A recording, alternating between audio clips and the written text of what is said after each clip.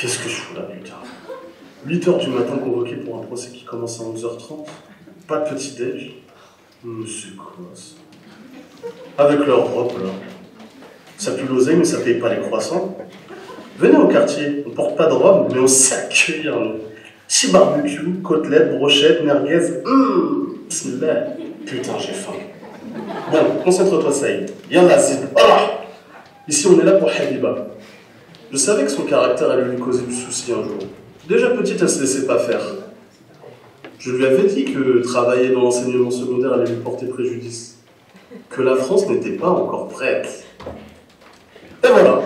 Maintenant, elle comparaît aujourd'hui pour récidive de son port du voile en classe. Et accusée même d'islamisme radical.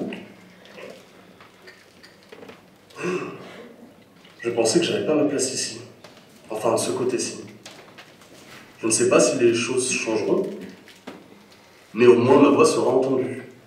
Et elle portera celle de Habiba et celle de tous ceux que l'on n'entend pas. La classe. Tiens, un tigre, ils sauront plus quoi dire tellement tu vas dire ça. Allez, Saïd, tu vas aller. Bien, monsieur Ben Malik. C'est à vous. Êtes-vous avec nous? Veuillez décliner votre identité devant la barre. Oui, ça va.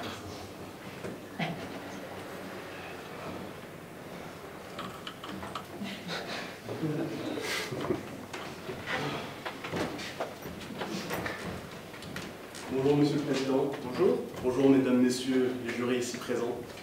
Je me présente, Monsieur Saïd Ben Malik. Oui, je le fais moi-même, puisque visiblement personne n'a pris la peine de le faire à ma place.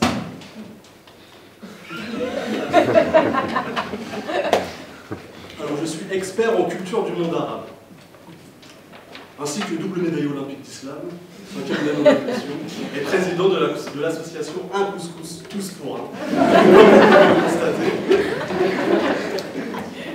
je ne porte pas de djellaba, ni de signe ostentatoire, n'en déplaise aux fâcheux. Aux fâcheux. Donc voilà, comme vous pouvez le constater, je préfère désamorcer les clichés tout de suite avant d'être pris au sérieux par la suite. Alors j'ai été surpris d'être convié ici pour une affaire qui a pris des proportions médiatiques inconsidérables. Une affaire méconnue du grand public, puisqu'il s'agit du port du voile.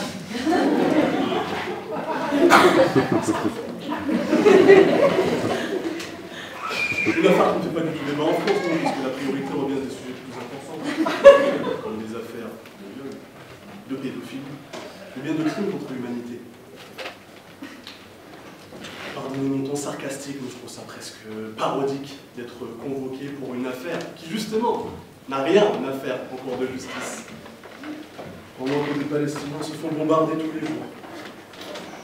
Tous les jours, mesdames et messieurs les jurés. Et ça, c'est bien un crime contre l'humanité.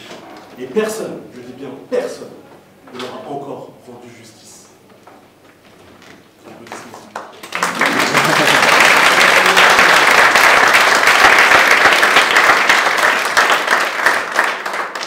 Et pour moi, parce que c'est un peu ma voix.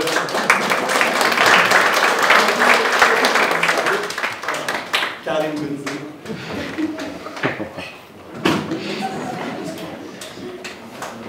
Enfin bon, voilà, revenons à notre sujet principal.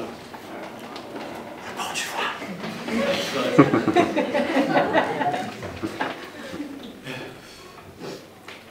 Je ne pense pas que faire comparaître Madame Sarfati ici soit une forme de respect de sa croyance.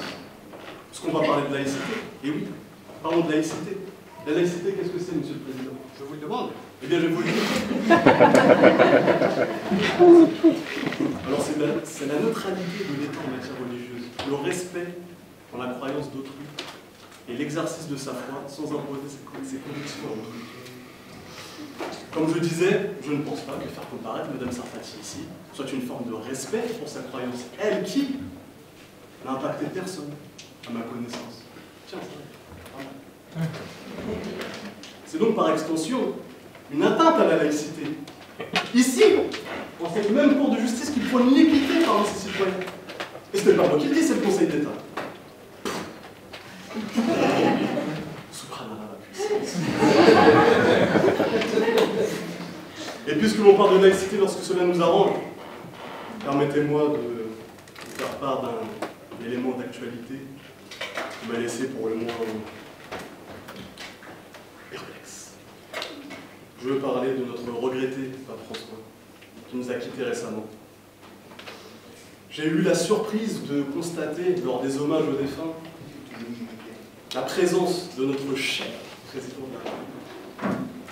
Président d'un pays laïque, comme on aime à nous le rappeler quand il s'agit d'islam.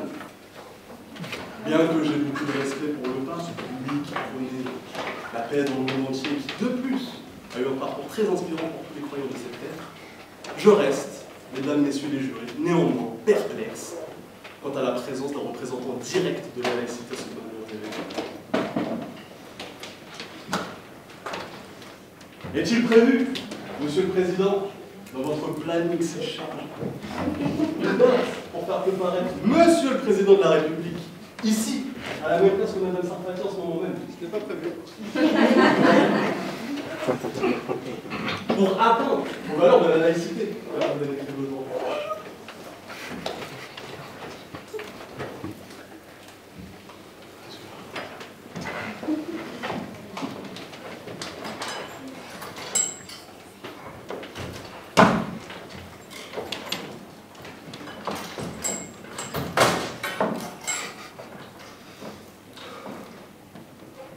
Bien entendu, je ne pense pas un traître mot de ce que je viens de dire. Je me faisais avocat du diable en quelque sorte, du shaitan,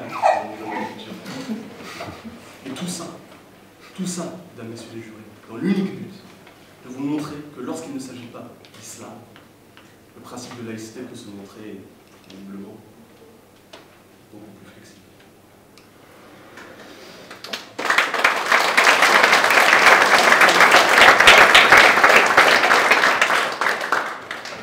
La justice n'est pas censée être impartiale, n'est-elle pas censée être immuable, universelle,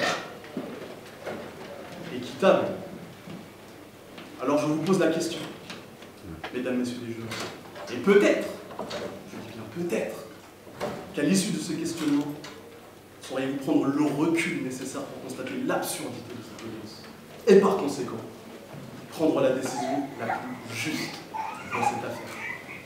Car ne sommes-nous pas ici réunis pour ça? Rendre justice. Monsieur le Président, je libère la parole.